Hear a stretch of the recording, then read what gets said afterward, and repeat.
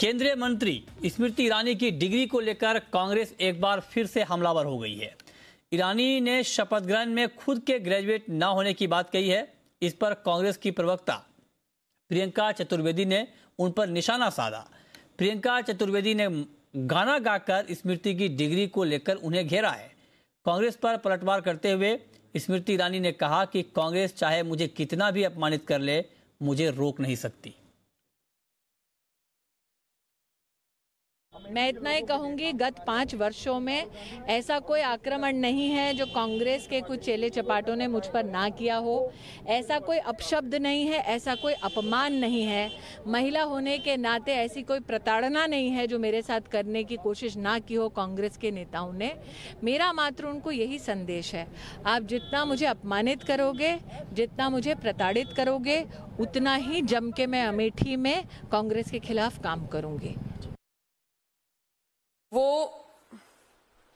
एक नया धारावाहिक आने वाला है, क्योंकि मंत्री भी कभी ग्रेजुएट थी, और उसका ओपनिंग लाइन में बताती हूं क्या होगा।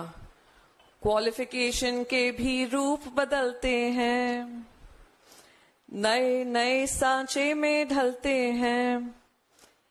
एक डिग्री आती है, एक डिग्री जाती है, बनते एफिडेविट नए हैं।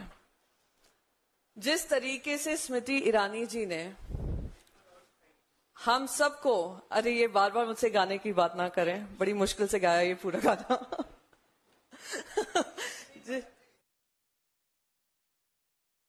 आगे बढ़ते हैं। राजनीतिक दलों को इलेक्टोरल बॉन्ड के जरिए चंदे देने पर सुप्रीम कोर्ट ने अहम फैसला सुनाया है। सुप्रीम कोर्ट ने सभी राजनीतिक दलों से इलेक्टोरल बॉन्ड की डिटेल्स मांगी है। सभी दलों को 30 मई तक ये जानकारी बंद लिफाफे में जमा करानी होगी। सुप्रीम कोर्ट ने कहा है कि चुनावी बॉन्ड के खरीदारों की पहचान होना जरूरी है।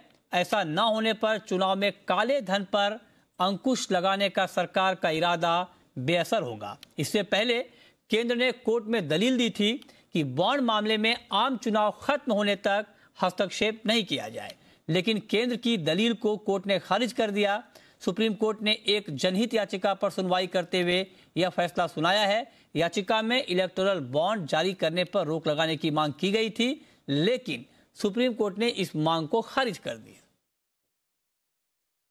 मैं सुप्रीम कोर्ट के अंतरिम फैसले का स्वागत करता हूं, जिसमें सभी राजनीतिक दलों को 30 मई तक इलेक्टोरल बोर्ड के अंदर कहां से पैसा आया इसके स्रोत बताने के लिए कहा है, और मैं चाहता हूं कि राजनीति की शुचिता के लिए ये आवश्यक है। सेना के राजनीतिक इस्तेमाल का आरोप लगाकर राष्ट्रपति को पूर्व सैन्य अफसरों की कथित चिट्ठी पर विवाद शुरू हो गया है। जिस चिट्ठी के बारे में ये बात कही जा रही थी, इसे कुछ पूर्व सेना प्रमुखों ने लिखा है, लेकिन अब कई पूर्व सैन्य अफसरों ने यह कहा है कि उन्होंने ऐसी कोई चिट्ठी नहीं लिखी है। जो चिट्ठी सोशल मीडिया पर वायरल है, उसे लिखने वालों की लिस्ट में पहला नाम पूर्व सेनाध्यक्ष जनरल SF रॉड्रिक्स का है, लेकिन उन्होंने ही साफ कर दिया कि ऐसी चिट्ठी उन्होंने लिखी ही नहीं है।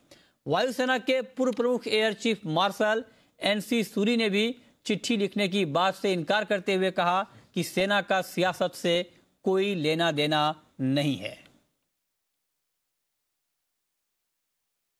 One who's a former air chief and the other one who's a major general. These two people have very clearly said, Air Marshal Suri and General Rodrigues have said that they have not given their consent for that petition which went to the Rashtrapati.